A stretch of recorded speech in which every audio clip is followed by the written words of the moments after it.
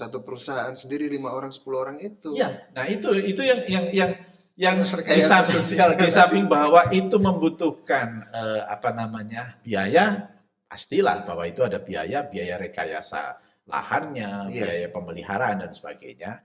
Tetapi yang saya diskusi dengan saudara-saudara kita yang di Sumeneb misalnya, Pak, ada jaminan nggak bahwa itu berhasil?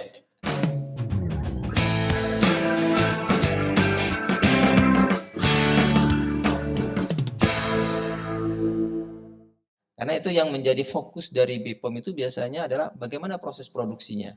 Apakah aman, kontaminasi berkurang apa tidak. Nah itu yang perlu diperhatikan nanti. Tapi saya sebenarnya lebih prefer produksi on farm tadi itu sudah kualitasnya bagus, tinggal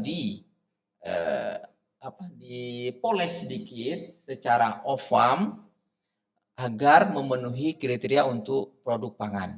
Itu yang penting. Artinya itu semua bisa kita lakukan. Harusnya bisa. Asal kemauan kita semua khususnya pemerintah untuk mengimplementasi kebijakan-kebijakannya sesuai dengan yang kita harapkan. Kalau terkait dengan off-farm, Pak, apakah ada pemain di wilayah itu, Pak?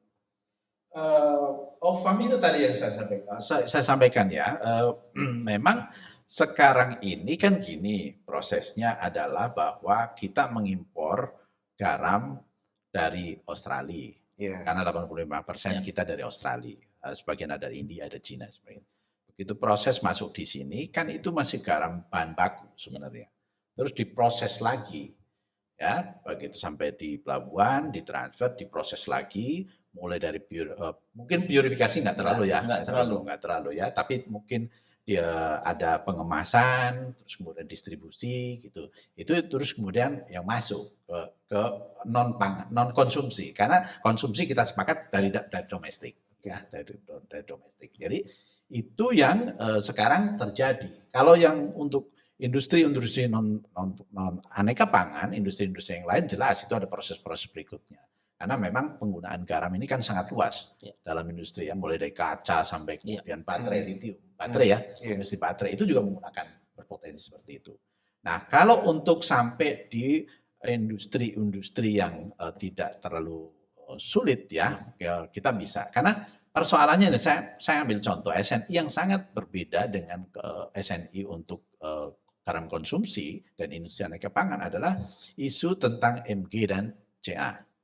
Ya, kandungan Mg dan Ca.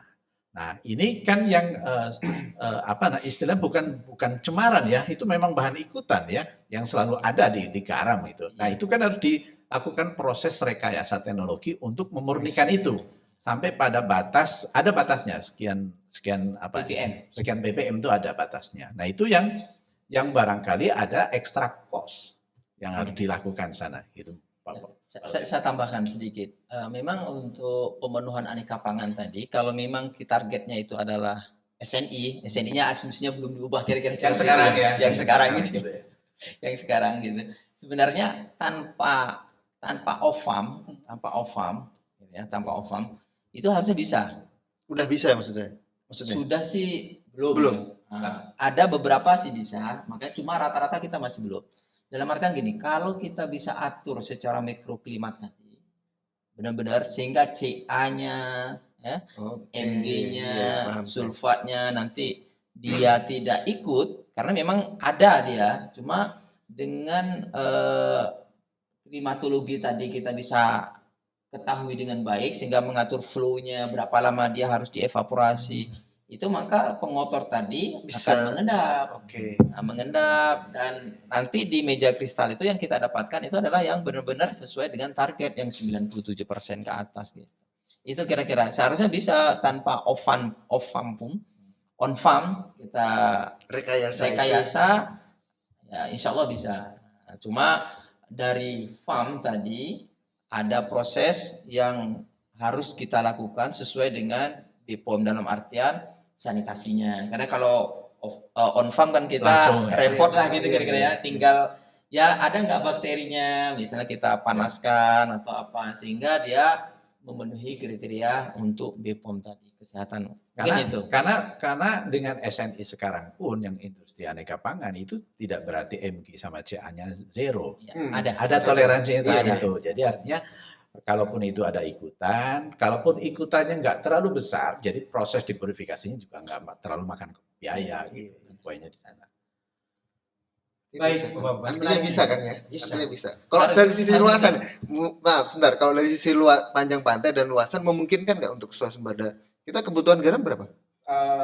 Untuk semuanya? Estimasi sekitar 4,1 ya. 4,1. Separuhnya aja ya bisa. Yang sekarang faktanya ya, Sekarang kan faktanya udah ya. hampir seperempatnya ya. Gini, Iyalah. faktanya gini, kalau Jawa saja, Jawa dan Madura gitu, produktivitasnya benar-benar sama seperti apa namanya Di Australia. di Australia. Kita lihat ya, Australia itu kan 7.000 hektar yang di Sakbe itu, dan di Onslow itu 8.000 hektar gitu ya. 15.000 ya sebenarnya. Iya. Madura Dan saja udah berapa tuh? dan itu produktivitasnya berapa gitu. Itu aja mereka tiap tahun itu 1,3 ton. Juta ya, 1,3 juta ton. Satu tempat tambah 2, berarti 4 lah. 4 juta ton per tahun. Dengan luasan yang tadi 15 ya gitu. Ya harusnya bisa harusnya, nggak perlu jauh-jauh gitu. Asal produktivitas tadi, teknologi yang dimasukkan meningkatkan produktivitas. Itu kira-kira. Ya, jangan lupa, Tantangannya tadi pemerintahnya rekayasa, di sini. tantangannya rekayasa teknologi dan rekayasa sosial tadi. Dan pemerintahnya juga gitu. Tantangannya gini, di sana pengambil keputusan relatifly sedikit Ya. dalam konteks Maksudnya gimana? Dalam konteks unit usahanya. Jadi Oke, ya, karena iya, iya. karena satu perusahaan Iya, iya, produksi iya, sekian, benar, produksi benar. sekian. Sama Nah, kita- kasusnya dengan pertanian Ya berarti. sama. Jadi secara umum gimana kita mau ini kita dealing dengan teman-teman atau saudara-saudara kita yang punya 1 hektar, Ya. 0,75 hektar, paling Berarti kelembagaan. ya memang prosesnya di sana saya bilang itu rekayasa ini. Jadi dari sisi kemauan mereka oke. Tetapi begitu kita pingin luasan garam minimal 50 hektar untuk 1 unit. Unit manajemen gitu 50 hektar. Oke, 50 hektar. Kalau 1 orang punya 5 hektar berarti harus ada 10 orang kan? 10 orang. Nah, 10 orang kan harus punya sepakat betul bahwa ini kita gabungkan. Nah, persoalannya begitu digabungkan, Mana batas tadi? nah satu itu bukan hanya batasnya. Ini kan landscape-nya itu harus kita rubah. Rekayasanya, Iya. mana bosumnya, mana kolam pemilihan, mana kolam kristalisasi gitu. Nah, ini harus disepakati dulu. Itu tantangan kelembagaan tuh. Entah koperasi, entah dia dijadikan satu perusahaan sendiri 5 orang 10 orang itu. Ya, nah itu yang Rekayasa sosial kan di samping bahwa itu membutuhkan biaya, pastilah bahwa itu ada biaya rekayasa lahannya, Iya. biaya pemeliharaan dan sebagainya. Tetapi yang saya diskusi dengan saudara-saudara kita yang di Sumeneb misalnya, Pak, ada jaminan nggak bahwa itu berhasil? Kalau itu berhasil, oke Pak. Tapi kalau itu tidak berhasil, berarti saya harus merubah lahan garam saya tadi yang sudah mungkin di tempat saya karena paling dekat dengan laut semuanya adalah menjadi bozem gitu loh. Kalau semua jadi tandon air, saya harus merubah lagi. Karena kalau semua jadi tandon air, saya nggak bisa dapat garam gitu loh. Itu jadi kekhawatiran itu. Ini yang harus dipastikan. Untuk menghilangkan kekhawatiran itu gimana? Makanya harus ada uji coba yang sampai sempurna tadi saya dikatakan. Jadi Itu bisa jadi kita buat yang baru. betul. Ya, Paling mudah memang mencoba di daerah yang baru. Iya, coba yang baru, Bisa. kemudian mereka dibawa ke situ untuk melihat itu. Bisa Ya, jadi seperti ya. itu. Ya sebenarnya tadi ya kembali lagi ya, PT Garam sebagai BUMN itu harusnya bisa mempelopori atau menjadi pilot gitu, kira-kira seperti itu, sehingga oh iya nih dengan teknologi yang seperti ini ternyata minimal luasan 5 hektar nih baru 5 produktivitas hektar ya minimal. bisa. Mas. Ya enggak Dan ini bisa. exercise, Semakin besar, kalau hitung-hitungan saya itu waktu itu kita punya hitung-hitungan gitu Pernah ya. ada studi. Pernah ada studi hitungan-hitungan berapa minimal Skala luasan ya, sehingga mendapatkan produktivitas minimal 140 ton per hektar per musim. Nah, dari 80 naik menjadi 140 ton per hektar per musim, itu ada minimal luasan yang bisa kita desain gitu. Nah, itu siapa yang punya misalnya 12 hektar sendiri gitu, atau 50 hektar sendiri gitu. Kecuali kalau bukan negara gitu, yang untuk menjadi model pilot tadi gitu. Atau tadi menginvite sektor private Ya, untuk masuk itu benar-benar. selain PT Garam, Ya. tapi Iya. dikasih fasilitas jaminan lahan tadi. Off-takernya juga. Benar. Ya, itu yang terlupa. Ya itu dari sisi saya diskusi dengan beberapa teman itu yang pelaku ya industri on farm itu, selain PT Garam private itu juga ada yang sudah masuk gitu ke sana, dan mereka mengatakan ya kalau dilihat dari kebutuhan yang tadi captive kita 250 juta, industri sekian itu sudah sangat potensial. Benar. Jadi kalau lihat pasarnya sih pasti terserap gitu, cuman dari harga. Ya faktanya memang kita Iya. sampai impor berarti kan Berarti butuh. masih butuh kan? Ya, kita bayangkan aja kalau kita produktivitas kita saja 80 ton per hektar per musim, misalnya, sedangkan di luar itu sudah 300 Tinggal ton per jauh ya. ya harga kan tentu berbeda Beda, kan iya. gitu loh maksud saya. Dari situ saja misalnya sekarang harga 1.500, kalau memang benar-benar terpenuhi tadi bisa turun 3 kalinya kan gitu kira-kira. Turun 3 kalinya ya bisa masuk juga Otomatis kan kalau, gitu. kalau udah jadi satu besar gitu kan, teknologinya masuk, efisiensinya jadi masuk gitu kan, semuanya masuk gitu. Ya. Artinya itu di sini. Bisa bersaing harga cuma juga gitu. Iya.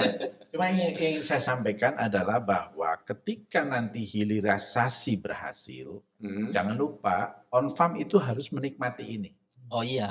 Jangan terus kemudian ditinggal. Ya. Karena kalau ditinggal artinya tidak merasakan dampak adanya peningkatan rente di farmnya, maka dia tidak berminat, tidak tertarik. Iya, Kalau iya. dia tidak tertarik, nggak ada gunanya hilirisasi karena Iya. produknya nggak ada. Ya. Produknya nggak ada. Jadinya nggak ada yang insentif dong Pak. Ya harus ada bagaimana kita membuat itu insentif. Melalui apa? Kalau teman-teman kalau kita lihat sekarang ya di tambak garam, itu kan memang ya kasihan ya dalam pengertian begini. Mereka sudah ada industri yang ngolahnya atau kegiatan pergaramannya, menghasilkan garam tuh ada. Setelah itu harus diangkut. Ini biaya lagi nih. Iya. Ini biaya Benar, lagi, diangkut ke tempat pengumpulan ya, gudang pengumpulan. Terus kemudian di collecting storage misalnya. Terus kemudian ke gudang akhir. Gudang akhir baru dibawa. Ini transportation cost. Benar. Itu supply sudah chain-nya itu harus juga diperhatikan. jadi masalah. Karena apa? Ngangkutnya itu kan kadang-kadang paling pakai orang di panggung. Iya. Karena Iya, nggak ada kan, jalan selalu begitu. ya, terus paling pakai motor. Iya. Kalau di situ ada akses sungai, pakai perahu. Ini yang harus diperbaiki. Ada satu lagi Pak, ini mungkin ini sejarah ya. Hmm. Nah, dulu di Madura itu sendiri itu ada khusus kereta khusus Yang kecil itu ya. ya untuk ngangkut Pak, Lori. memang lori, dan dari Sumeneb itu sendiri sampai ke Surabaya itu pakai kereta Itu Belanda itu yang buat. Belanda. Dan sekarang masih ada, relnya itu masih relnya ada. masih ada. Udah nggak dipakai tapi ya. Nggak Nah, dipakai. ada sebagian yang sudah ada Potong. rumahnya. Oh iya, ada rumahnya ya di stasiunnya Ya, Pak. di stasiunnya. Jadi kalau kita pakai di jalan dari Bangkalan sampai Sumeneb, saya kemarin lewat itu, ini ternyata ada relnya masih ada, Pak. rel keretanya masih Berarti ada. keren ya waktu itu Belanda mendesainnya. Kenapa nggak diteruskan gitu ya? Itu dia. Maksudnya dari segi efisiensi transportasi Iya, sudah iya. dapat Kemarin tadi juga gitu saya maksudnya. sempat baca-baca juga ada penelitian terkait dengan bagaimana mengatasi efisiensi di supply chain-nya. Ternyata ada masalah juga di situ. Karena tadi masalah dipanggul, Ya, pakai motor gitu, Pasti. nggak bisa masif gitu Iya. kan. Coba kalau misalnya biaya produksi on farm-nya jatuhnya 600, 500, 600 ya. Nah, itu ditambah kalau itu 80 sampai 100 ngangkutnya. Itu berapa persen ngangkutnya itu? Benar, Gitu. benar. Kos lagi. Bisa dipangkas Pak ya. Bisa dipangkas. Dipangkas. Ya, mantap lah kalau ini mudah-mudahan menjadi ini ya masukan nantinya dan bisa terimplementasi mudah-mudahan. Baik. Gimana? Ada lagi, Cukup Mas? cukup saya, Cukup, cukup saya sih. cukup. Saya udah dapat poinnya. Dan ini tantangan juga dari Mas Khotib untuk riset sebenarnya di PKSPL supaya kita menginisiasi seperti apa. Percontohan mungkin untuk Policy brief juga mungkin bisa kita susun sebuah policy brief ya untuk menyertai Eh, itu. Ada satu hal menarik di rancangan Perpres itu sebenarnya karena kelembagaan yang lembaga riset sekarang ini baru BRIN yang Diajak. yang Oke, di involve. dalam Oke. rencana aksi itu, sehingga tentunya kita berharap jangan hanya BRIN karena unit-unit riset itu tidak Banyak. hanya di BRIN, Apalagi yang di Trunojoyo, di mana itu kan di banyak. perguruan tinggi Perguruan juga tinggi banyak. gitu. Jadi Oke. artinya kementerian sekarang masuk kita Pendidikan kebudayaan. Budaya Antistek. Menristek Dikti. ya, kementerian yang mengurusi tentang pendidikan dan perguruan tinggi lah gitu. Iya. itu harus juga dilibatkan karena Pak nanti ada skema-skema tawaran riset untuk teman-teman di perguruan tinggi. Ini juga sekaligus untuk mendorong universitas-universitas atau perguruan tinggi yang memang ada potensi garam untuk bisa involve. Dibandingkan dengan misalnya IPB harus kemenduran, berapa Iya. cost-nya gitu. Gitu Pak Selain. Baik, terima kasih Mas Dudin, saya kembalikan. Oke, perlu ini simpulkan nggak usah ya? Ya, Mas. Nggak usah, ada teman-teman bisa menyimpulkan. Baik, terima kasih Mas Solihin, Kang Solihin, Mas Taryono, Mas Khotib. Kita diskusinya cukup ini ya, dalam, mantep ya. Karena udah kita bahas semua dari hulu hilirnya, semua aspeknya. Nanti mungkin kita diskusi khusus kali ya, kita teknologinya kayaknya kita perlu apa ya, mau jadikan ini sebuah literasi buat masyarakat juga. Teknologi apa aja sih yang bisa kita kembangkan di pergaraman maupun dari hulu sampai hilirnya. Nanti mungkin Mas Khotib ya jadi narasumber khusus nanti untuk teknologinya gitu, mungkin seperti itu.